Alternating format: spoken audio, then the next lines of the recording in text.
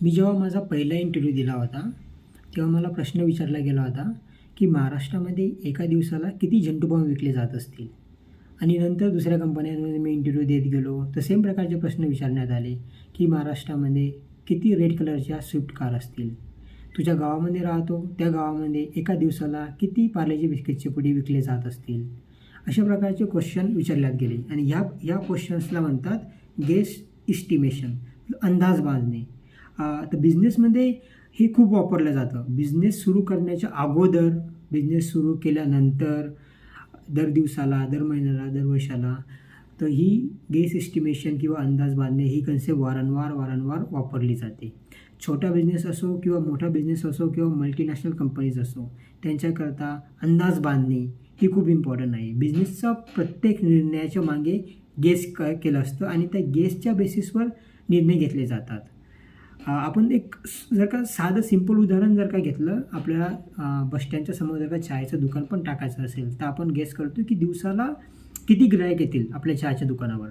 तर आपण अंदाजे सांगितलं की या बस स्टँडवर दिवसाला 500 लोक ये जा करतात. 500 लोकांपैकी 10% लोक येऊ शकतात चहा प्यायला. तर 10% 500चे 50, तर दिवसाला 50 गिराईक येतील.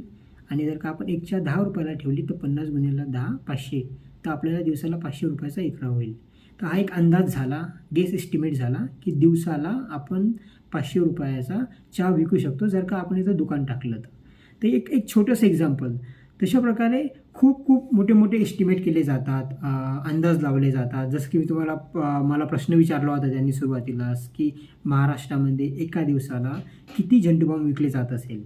तर याचं काही राईट आणि रॉंग एक्झॅक्ट उत्तर नसतं, की जो तुम्ही आकडा सांगाल किंवा डिजिट सांगाल की तो एक्झॅक्ट तेवढी झंडू बॉम्ब विकल्या जाईल. तर एक तुम्हाला प्रॉपर स्ट्रक्चर बनवावं लागतं, की तुमचे थॉट प्रोसेस, विचार मांडावे लागतात, की तुम्ही अशा पद्धतीने विचार करसान वगैरे. आणि एक अप्रॉक्सिमेट एक डिजिट सांगावं लागतं, की दिवसाला महाराष्ट्रामध्ये एवढे झंडू बॉम्ब विकले जात असेल. तर याची सर्व माहिती मी तुम्हाला सांगेल समोरच्या व्हिडिओजमध्ये, की गेस एस्टिमेट आपण कुठे यूज करू शकतो आणि कोणत्या पद्धती वापराव्या लागतात किंवा फ्रेमवर्क वापरावे लागतात गेस एस्टिमेट बनवण्यासाठी. तर गेस एस्टिमेट आपण व्यवसायाच्या प्रत्येक भागामध्ये यूज होतो.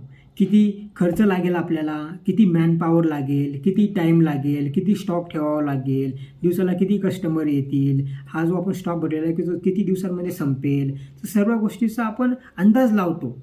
बिझनेस चालू करायच्या अगोदर पण, माल विकत घ्यायच्या अगोदर पण. तर त्याच्याकरता फ्रेमवर्क असतं प्रत्येक गोष्टीकरता. तर आणि ते फ्रेमवर्क मी तुम्हाला शिकवण्याचा प्रयत्न करेन. तर माझ्या चॅनलला फॉलो करा, सबस्क्राईब करा आणि इंस्टा पेजला